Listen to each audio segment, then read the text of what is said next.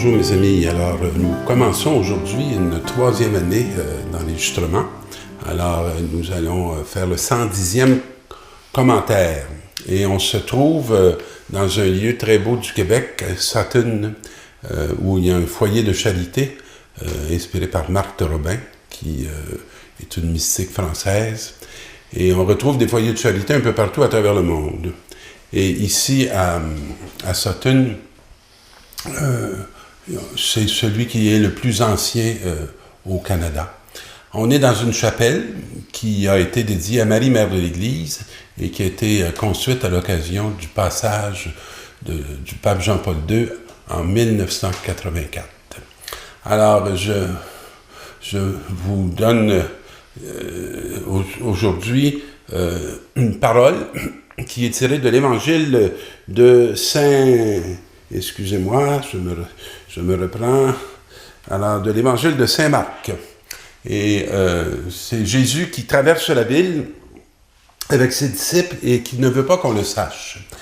C'est déjà une première question qu'on peut se demander, mais on va retrouver souvent ça dans l'Évangile de Marc, le secret messianique. Alors, Jésus ne veut pas qu'on parle de lui avant qu'on ait vraiment fait l'expérience de son identité profonde et de son mystère profond, qui est celui de la croix. Parce que si on ne reconnaît pas le Christ crucifié, on ne peut pas dire qu'on connaît Jésus. Alors, dans cet évangile-là, Jésus va traverser la ville. Et déjà, le verbe « traverser » peut nous inspirer parce que c'est de faire un passage, hein? Passer d'un bout à l'autre. Alors, passer de la mort à la vie. Alors, déjà, on nous annonce presque un thème pascal dès la première ligne. Et pour l'instant, il veut passer de façon discrète. Et puis, il instruit ses disciples, justement, sur la passion, sur ce qui va lui arriver. Le Fils de l'homme est livré aux mains des hommes. Ils le tueront, et 3 jours après sa mort, il ressuscitera. Mais les disciples ne comprenaient pas ces paroles et ils avaient peur de l'interroger. Alors, on voit déjà la fragilité des disciples et comment les disciples suivent la personne de Jésus. Ils sont emballés par Jésus, ils sont impressionnés par Jésus, ils l'ont vu faire des miracles. Mais là, ils commencent à les conduire lentement, puis à les amener dans la réalité profonde de son ministère, de sa mission, et de ce qu'il va accomplir dans sa mort et résurrection. Mais eux, ils saisissent pas. Alors, on n'a pas à être mal nous-mêmes de ne pas saisir, puis d'être là où on est, parce que les disciples qui ont fait route avec Jésus pendant plus de 2 ans, qui l'ont écouté, qui l'ont entendu, ils ne saisissent pas. Et ils ont même peur de lui poser des questions. Alors, c'est comme s'ils avaient peur d'établir le dialogue. C'est comme s'ils avaient peur de faire la communion, la relation pour demander au Seigneur qu'il puisse leur donner une lumière sur leur interrogation. Mais ils arrivent à Capharnaüm. Et comme Jésus était à la maison, il leur demande « De quoi discutiez-vous en chemin ?» Alors là, il va se mettre à s'intéresser à ce dont il parle sur la route. Quand lui, parfois, il est peut-être avec le Père, ou que lui, il parle pas beaucoup, puis il les écoute, puis ça fait écho en lui, puis ça nourrit sa prière, puis ça éclaire sur les étapes qu'il va avoir à vivre avec ses disciples pour les initier puis les former. Alors, il leur dit, de quoi vous parliez en chemin? Et eux, ils se taisaient. Alors, il leur donne la parole, mais ils ne veulent pas la prendre. Hein? Ils se taisent. Car sur la route, ils avaient discuté entre eux pour savoir qui était le plus grand. Ça appartient beaucoup à la nature humaine, hein? de vouloir être le plus grand, de vouloir être le plus savant, de celui qui en sait le plus, de celui qui peut se hisser au-dessus des autres pour donner les grandes orientations aux autres. Alors... Mais là, c'est comme si ils étaient pris, puis ils n'osaient pas être transparents devant celui dont ils se doutaient bien qui était pour leur proposer un autre chemin ou une autre voie. Et ces temps-ci, Jésus appela les 12 et leur dit. Alors, voyez-vous, là aussi, c'est intéressant. Il s'assoit. Bon, ça, d'une certaine manière, ça veut dire qu'il va prendre le temps de les enseigner. Parce que c'est la position de l'enseignant de s'asseoir. C'est pas celui qui est debout là, comme moi présentement, puis qui peut se mettre à partir d'un bar ou partir de l'autre. C'est comme un geste où on prend le temps avec ceux avec qui on est pour avoir un échange, pour se rencontrer, pour communier. Et eux, ils ne lui ont pas dit, ils se sont tus à sa question. Alors, il ne les a pas informés. Hein? Il n'a pas été informé de ce qu'ils discutaient, mais il le savait très bien. Alors, eux vont recevoir cette parole qui leur dit, si quelqu'un veut être le premier, qu'il soit le dernier de tous et le serviteur de tous. Ça ne se comprend pas si facilement.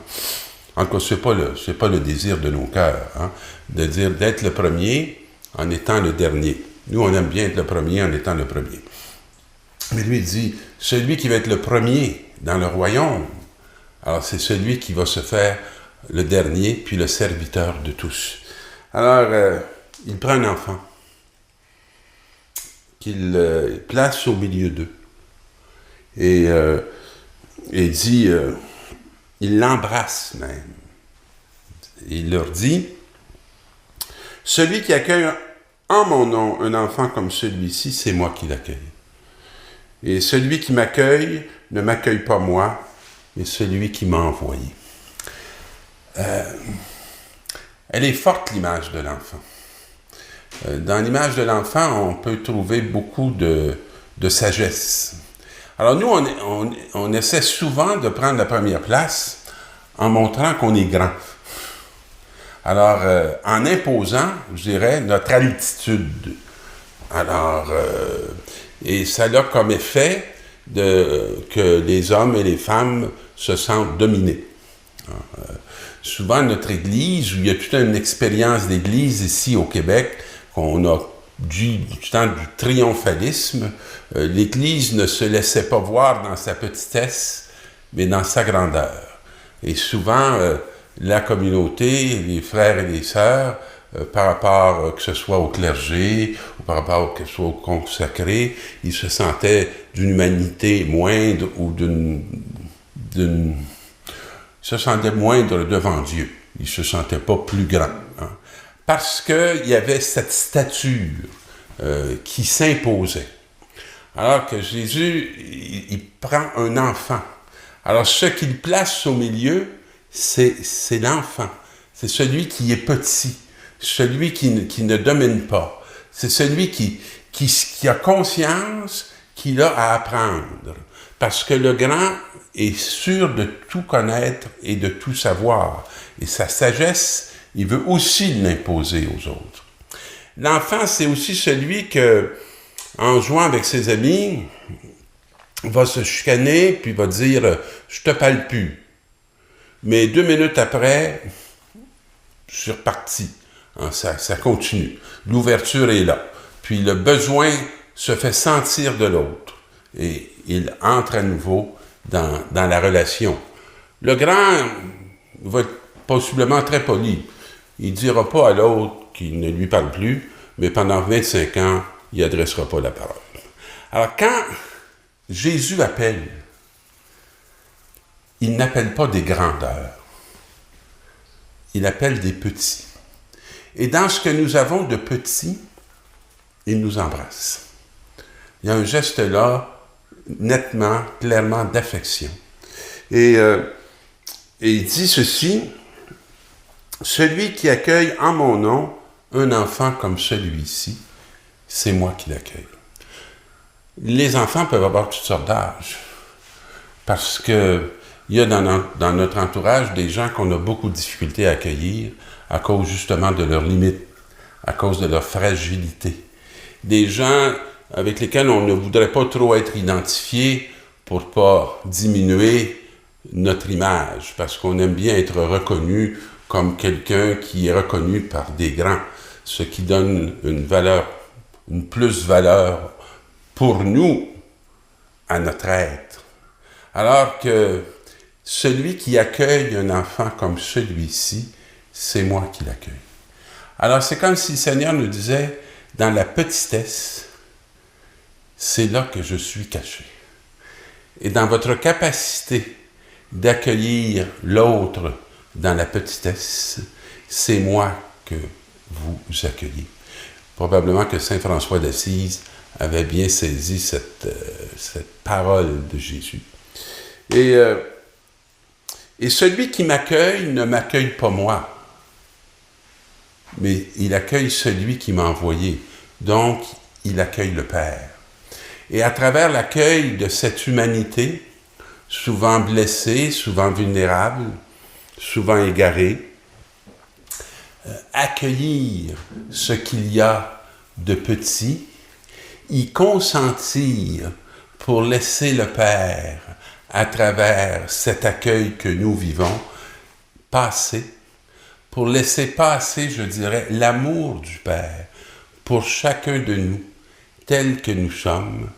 Voilà la grande mission de l'humanité et plus particulièrement des baptisés qui se mettent à la suite de Jésus. Alors, dans cette petite parole, qui est une très belle, je dirais, catéchèse sur la vocation, le Seigneur, assis au milieu de ses disciples, les libère de vouloir être les premiers et les plus grands, et les choisit et les établit à partir de leur petitesse, pour que toute la place soit laissée à Dieu et pas trop envahie par cette nature qui souvent veut prendre la première place. Jésus va prendre la dernière et il se fera tout petit sur la croix, mais il sera grand dans la résurrection et la victoire sur la mort. Bonne semaine, mes amis.